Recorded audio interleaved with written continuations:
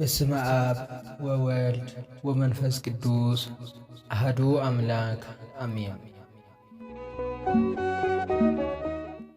6 መጋቢት 2017 ዓመተ ምህረት መንፈሳዊ ጉዕዞ ናብ ገዳም ደብረ ዳሞ ወይ ድማ ደብረ ሃለሊባ። እዚ ጉዕዞ ብተምሃሮ ጉባኤ ዩኒቨርሲቲ ዓዲግራት ዝተዳለወ ኮይኑ ልዕሊ 230 ተጓዓዝቲ ነርና። ጉዕዞና እስካዕ ፋጺ ብመኪና ካብኡ ንድሓር ድማ ናይ እግሪ ጉዕዞ ይሽፈን።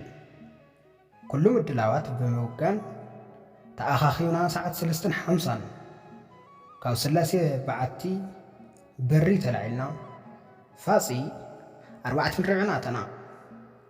ብምቕጻል ዘድልየና ማይን ጽማቕን ብምግዛእ 4 ፈረቓን ምስ ኮነ ናይ እግሪ መንገዲ ጀመርና። ጉዕዞና ካብ ካልኦት ኣነ ዝኸድክዎም ጉዕዞታት ፍልይ ዘብሎ እስካዕ ቆልቋልን ሜዳን ወዲእና ዓቐብ ንሕዝ ምስቲ በዝሒ ተጓዓዝቲ ምንባርና ብዙሕ ምጽብባይ ኣይነበረን። ኣብ ዓቐብ ንሕዘሉ ዝነበረ ቦታ ዓብዪ ገረብ ወይ ድማ ረዋግና ካብ 6:35 ክሳዕ 7:10 ኣዕሪፍናን ዘሚርናን ናይ ፀሓይ ጉዕዞ ምስቲ ምንባሩ ከምኡ ድማ መንገዲ ከይዶም ዘይፈልጡ ተጓዓዝቲ ስለ ዝነበርና ቁሩብ ድኻም ዝረኣየሉን እኳ እንተኾነ 8:50 ቀትሪ ኣብ እግሪ እምባ ኣብና ኣረጋዊ ደብረ ዳሞ ኣተና። ተሳሊምና ደቂ ተባዕትዮ ንላዕሊ ወፂና ተኣምራዊ ጸጋታት እዚ ገዳም ጎብኒና ንመስታወሻ ዝኾኑ ፎቶ ተላዒልና ጸበል ሒዝናን ተሓፂብናን ወዘተ ተመለስና። ኣብኡ ዝሓድሩ መጓዓዝትና ድማ ነይሮም። ዝበዝሕ ተጓዓዛይ ግና ብመዝሙርን ብትምህርትን ኣብ ታሕቲ ዝርከብ መዕረፊ ኣጋይሽ ሓዲሩ። እቲ እምባ ዝገርም ኣቀማሚጣ ገጸ መሬት ዘለዎ ኮይኑ ከባቢ 16 ሜትሮ ዝኸውን መዳያዊ ገመድ ምስ ወፃእኻ መሐለዊ ዋርድያን መዳያዊ ቦታን ትረክብ። ኣብ ዝባኑ ምስ ወፃእኻ ኣብዑር ብዙሓት ገዛውቲ፣ ብሃፀይ ገብረ መስቀል ዝተሰርሐ ቤተ ክርስቲያን፣ ካብ ከውሒ ዝተፈልፈሉ መጠራቐሚ ማይ ወዘተ ትረክብ። ንምኻድ ንምንዮ ዝነበርና ገዳም ደብረ ሃለሊባ ብኣካል ረገጽናዮ። ኣብ መጻጽያን ሓደ ታሪኽን እዚ ገዳም ተሜርና። ብቶም ገዳማውያን እንግዶት ንፍሮቶ ገይሩልና።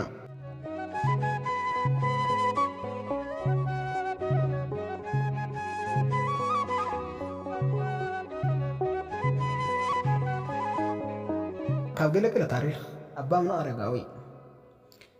ኣቡነ ኣረጋዊ ብ50 ክፍለ ዘመን ማለት እውን ብከባቢ 480 ዓመተ ምህረት ካብ ሮም ናብ ኢትዮጵያ እንትመጹ ንመጀመርታ ግዜ ምስ 8 ካልኦት ደቀ መዛሙርቶም ኣብ ኣኽሱም ዓረፉ።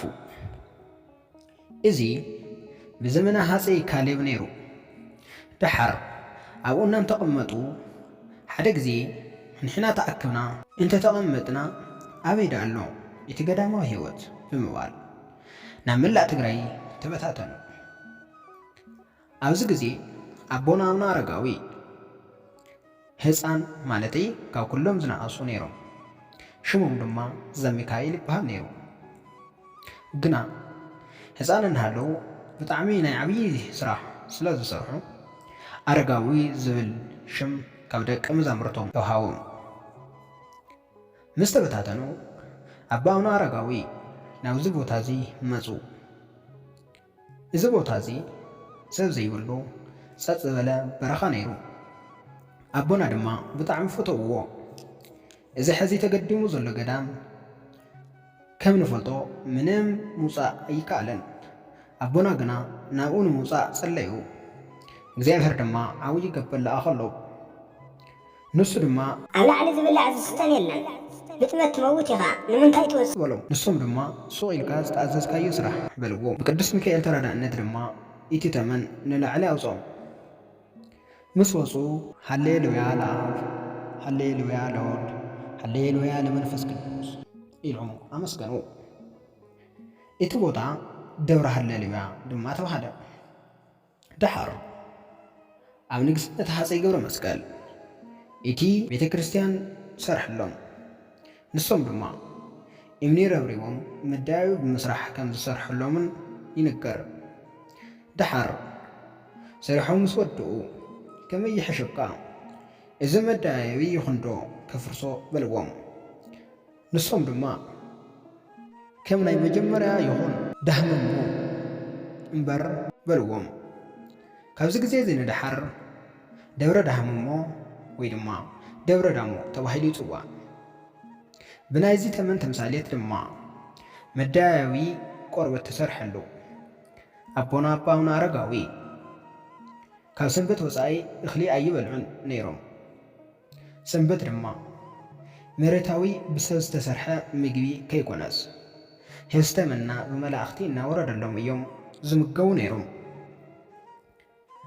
ኣብ መሬት 99 ዓመት ምስ ነበሩ ድማ ገድሎም ብምፍጻም ካብ ገጽ ሞት ተሰዊሮም ይርከቡ። ኣብ ገዳም ኣቡነ ኣረጋዊ ደብረ ዳሞ ብዙሓት መነኩሴታት ነቢሮምሉን እናነበሩሉን ይርከቡ። ኣቦ ኣቡነ ኣረጋዊ ልዕሊ 6,000 ደቂ መዛሙርቲ ነይሮምዎም። ከምኒ ቅዱስ ያሬድ ኣቡነ ተክለ ሃይማኖት ድማ ኣብዚ ገዳም እዚ ከም ዝገደሙ ይንገር። ኣቡነ ተክለ ሃይማኖት ክንፊ ዝተውሃቦም ድማ ኣብዚ ቦታ እዚ እዩ። ሓደ መዓልቲ በዚ መዳያቢ እናወረዱ ኣብ ፍርቂ እንትበጽሑ ሰይጣን መጺኡ እቲ ገመድ ይቆርጾ። ካብኡ ኣብዛ ሰዓት ድማ ክንፊ ተዋሂቦም ኣብዚ ሕዚ ዘሎ ብታሕቲ ቤተ ክርስቲያን በሪሮም ዓረፉ ይብል። እቲ ብኣቦታት እቲ ገዳም ተሰርሒ ዝተዋህቦና ነፍሮ ማለተይ ማይ ተኣሊኹ ዝተሓመሰ ዓተር ቀደም ኣቦና ኣቡነ ተክለ ሃይማኖት ብኢዶም ከም ዝሰርሕዎን ናይ ኣቡነ ተክለ ሃይማኖት ብኢዶም ምስራሕ ርእዩ ሓደ ፈላሲ ብኢዱ ክሕብር ኢዱ ከም ዝሓረረን ይንገር። እኒኦም ንኣባ ኣቡነ ኣረጋዊ ድማ ደድሕር ወደን ብምምጻእ ኣብዚ ቦታ እዚ እመምነት ኮይነን ኣብ እግሪ ናይ ባዕለን ገዳም ተገዲሙለን እስካዕ ሕዚ ደቂ ኣንስትዮ ዝግልገላሉ ኣብ እግሪ እቲ ቤተ ክርስቲያን ማለተይ ኣብ እግሪ እቲ እምባ ገዳም ኣለወን። ደቂ ኣንስትዮ ንላዕላ ይወፃን። ናብዚ ገዳም ማይ ኣደይብኻ ምጥቃም ኣይከኣለን። ናይ ባዕሉ ዝጠራቐም ንጹህ ማይ ኣለዎም። ካብ ታሕቲ ተደይብካ ንዕለታዊ እንተዘይኮይኑ ወዲያው ተበላሽ ይሸተት። ኣሰራርሓቲ ቤተ ክርስቲያን ብኣናእሽተን ዘይፍርከስ ኣእማን ዝተሰርሐ ኮይኑ ካብ እንቋቑሖን ጭቃን ከም ዝተሰርሐ ይንገር። 10 ዓበይቲ ጉንድታት ማለተይ ዓንድታት ድማ ኣለዎ። 7 ብውሽጢ እቶም 3 ድማ ብደገ። ዝተፈላለዩ ስእሊ እንስሳ ድማ ኣለዎ ከም ግመል፣ ሓርማዝ ዝበሉ። እዞም እንስሳት እዚኦም ብሃፀይ ገብረ መስቀል ነቲ ቤተ ክርስቲያን ንምስራሕ ከም መጓዓዝያ ከም ዝተጠቐመሎም ይንገር። እዚኦም ታሪኻት እዚኦም ብምርኣይን ብምምሃርን ወዮ ነገር ተምሃራይ ኮይኑ ናብ ዕለት 6 መጋቢት 2017 ዓመተ ምህረት ዘውግሕ ሰዓት 10:18 ንምምላስ ተበገስና። ሰዓት 1:50 ንጎ ድማ ፋፂ በጻሕና። ንዝመጽአና ባስ ቁሩብ ብምጽባይ ካብ ፋፂ 2:55 ብመኪና ተላዒልና ዩኒቨርሲቲ ዓዲግራት ድማ 3 ፈረቓ ናተና። ጉዕዞና ድማ ብኸምዚ ብሰላም ተዛዘመ።